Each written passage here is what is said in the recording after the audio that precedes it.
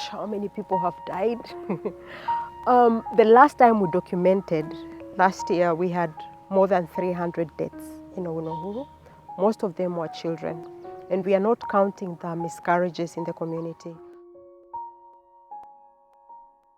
There is a lady that was getting a miscarriage in Owino Uhuru, and I rushed to go and see what was going on. So I asked them to take her to hospital. By the time I got there, she was in hospital. Unfortunately, they could not save the fetus. And so I saw the fetus when it came out. This was not a child. This was a black thing. You could see the form of a human being, but it was totally covered in black.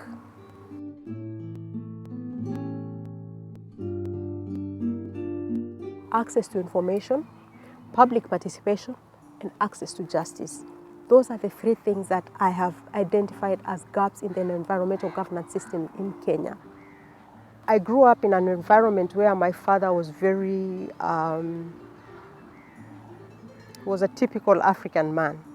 And it made me grow up with the sense that I had to keep protecting my mother, I had to keep protecting my siblings. So that's how I've grown. I've grown up knowing or accepting the responsibility of protecting the people around me, the people who are close to me. I know I've gotten into trouble severally, even in my school days, for standing up against injustice. So it's something that was in me, it's a passion in me, it's something that I cannot control. I got a job in an industry that had advertised as a metal refinery. And so I quit my previous job where I had worked for more than 5 years and took up this new job because it had a good salary and everything. And I was told that I'm the one supposed to ensure that everything is in order. I'm supposed to ensure that the government agencies have licensed everything and got the NEMA license and all that. But in the process of trying to get a NEMA license, I realized that the place where I was working was a very toxic place, and the dangers that not just myself but also the community that was bordering the smelter were exposed to far outweighed the positive, anything positive that would justify having the smelter in that area. Only a wall separates the Metal Refinery and the Owino Uhuru community. What was supposed to be a pollution plant in place, the chimney actually faces the community, and when the wind blows, that wind blows directly towards the community into their houses. And so because the smelter was operating day and night, what they were doing is they were bringing in lead acid batteries, scrap lead acid batteries. They would break those, yeah, and then they would melt, pass it through a melting process where they would add chemicals, and then at the last process they would drain from something that looked like a tap in a kiln. They would drain the pure lead, all right, and then of course the waste would be disposed of. The lead expert that I was working with told me point blank, Phyllis, I will not write a report to say that this thing is right because it's wrong. If this thing operates in this place for a year, for 2 years, we're going to lose lives. We're going to lose lives from the community. Next to Metal Refinery was a warehouse, a storage that was storing grains, rice from the port. These things have been distributed to Kenyans. I was approaching the EPZ authority, NEMA, public health. All of them were not willing to step in. They were not willing to assist. And it really hurt me because after some time, about 2 months or so, my baby then was small and I like carrying him everywhere I go, and he was always in the office with me. And unfortunately, he also got exposed to lead poisoning. He started having fevers. He ended up being admitted at Mombasa hospital. He was constantly on the drip. And friends started streaming in to come and comfort me, to come and see the child, as is African culture. And one of the people that work within one of the state agencies is the first one who ever told me to consider the possibility of lead poisoning. When we started the first tests, there was nowhere in Kenya you could run those tests. King's tests were taken to South Africa by a private pathologist that we got. When I came out of hospital, I went into the community and I asked them to give me 3 children randomly for me to test them for lead poisoning. We had to go and pay for a laboratory because they said they didn't have reagents. We had to buy reagents for us to get the first 3 tests that were done from government chemist Mombasa. Now those 3 tests, all the 3 children tested positive for lead poisoning. My problem was this community and the workers that were working directly at the furnaces where they were hitting, because they were hitting this lead at very high levels. They had no protection. In 2010, Carissa died, one of my colleagues. He was actually working at the furnaces, and he passed out. He was taken outside. He was revived, taken to hospital, where he never recovered. My colleagues started calling. The community had also consistently kept calling me, telling me that the smoke was choking them. Their iron sheets in the community, they were corroding. At that time, there were really big holes because of the acid rain. The chicken, the livestock in the community, the chicken and the goats, the ducks that they were keeping in their houses, they all died from drinking from the effluent that was leaving the smelter. After Carissa died, we buried him. And that was the time I met many of the community members again after a long time, and some of my colleagues that I had worked with. And we got talking, and I told them that all of you need to be tested for lead poisoning. And we need to force the government to relocate this thing from where it is. It's very unfortunate because that was in 2010. And we managed to shut down Metal Refinery in 2014. No government agency shut down Metal Refinery. We shut down Metal Refinery. The toxic chemicals that are in the soil in Owino Uhuru, the air pollution that the children were breathing in, the dust there when the kids play in the soil, they get exposed every day. That is going to be there until an intervention is done by government, until remediation is done in Owino Uhuru. The poisoning will still continue, even though we managed to shut down the smelter in 2014.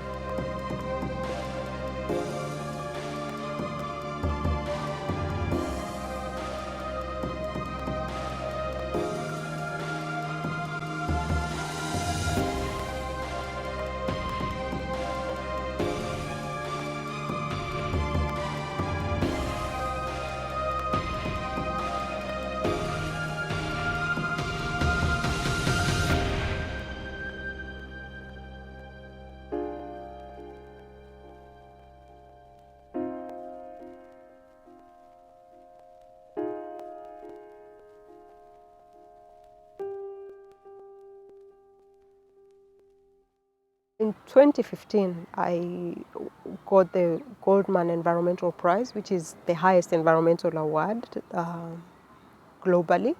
It came at a point where I was really terrified for my life. It's very unfortunate that it's not just Phyllis. Now that I have an organization that I'm running, I have worked with so many environmental activists who live under threat. I used to get text messages on my phone warning me, threatening me to leave the case, the story of Owino Uhuru, not to tell the story of Owino Uhuru. The reason why I'm in Kilifi now, I left Mombasa, is because gunmen were sent to my door to shoot me. In 2012, we did a big demonstration because the duty bearers, the state agencies, were not acting in the case of Owino Uhuru. And so I mobilized the whole community, and we barricaded the Mombasa-Nairobi highway. And we barricaded that road from morning until 12. We were in running battles with the police. I went to church after that. With my son, I prayed, and then we walked home. And when I got home, it was evening. It was kind of dark. I got to my gate, and I saw some people. I assumed they were maybe watchmen from the neighbors. So I greeted them, and I proceeded to try and open the gate. But when I was trying to open the gate, they moved and showed me a gun. So I thought they are thieves. So I put my hands up. They said, "Wake up, put your hands down." I put my hands back down. He hit me and I fell. This man, he stepped on me, and I was really terrified because my son was there, and my son was making a lot of noise. He was screaming because I think he was sensing that something was wrong. And so he kept screaming and making a lot of noise. So I begged him. I started crying. I said, please, just allow my son to go in. I'll stay here with you. Mimi nitabaki tu, lakini tafadhali wacha mtoto wangu, let my son go inside. And so when one hit me, he thought I was being very rude. But one said, ni mtoto wacha ingie. Mweke ndani, lakini usijaribu don't try anything. So I just pushed my son in. Then I locked the gate, and I threw the key inside. So my son was screaming from inside, but at least they could not get to him. So when I threw the key inside, this guy got really angry. He hit me with something, and then I fell. I fell back down. And from there, I think that is where they were supposed to kill me. But one of the neighbors was coming back at that time. So suddenly there was a beam of light on us, and that is how those people disappeared from there. What made me know that these people were sent to kill me is they kept saying, "Mimi ni mjeuri." How did these strangers who have come to my gate know that I'm a mjeuri woman? The Goldman Award has lifted my profile to a place where I don't think that they would send texts or try those kinds of tricks. But it does not mean that the threat is not there, because they can still send someone to shoot me and kill me. And this is not just Phyllis. I'm talking about so many grassroots environmental activists that I work with. I will tell you, in Magarini last year only, we had one environmental activist whose house was torched because he was standing up against illegal logging. We had to relocate him at night. He was scared.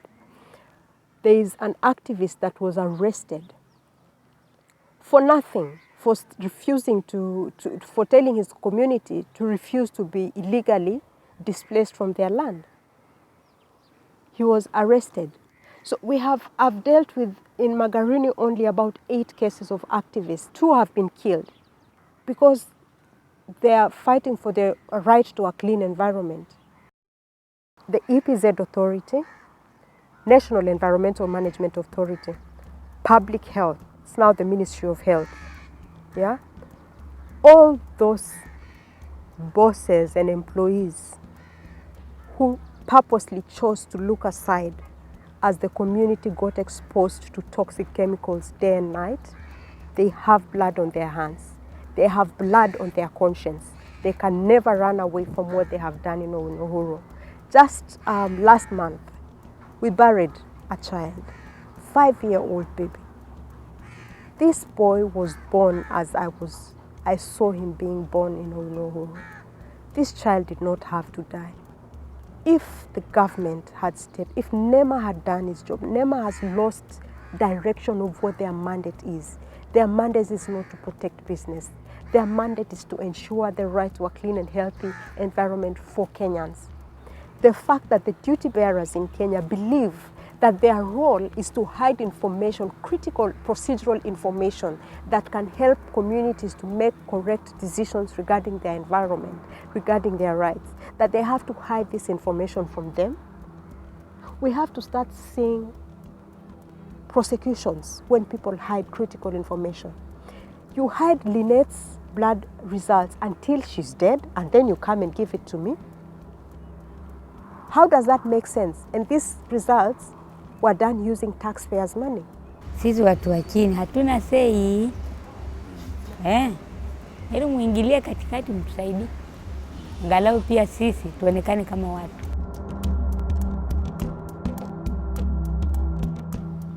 The environment that we are fighting for is not for us. It belongs to you and your children. We have lived our lives. You need to stand up to ensure that you hand something over to your children. And that is the right to a clean and healthy environment. If you cannot give them a clean and healthy environment, it doesn't matter how much money you amass, it will be useless for them.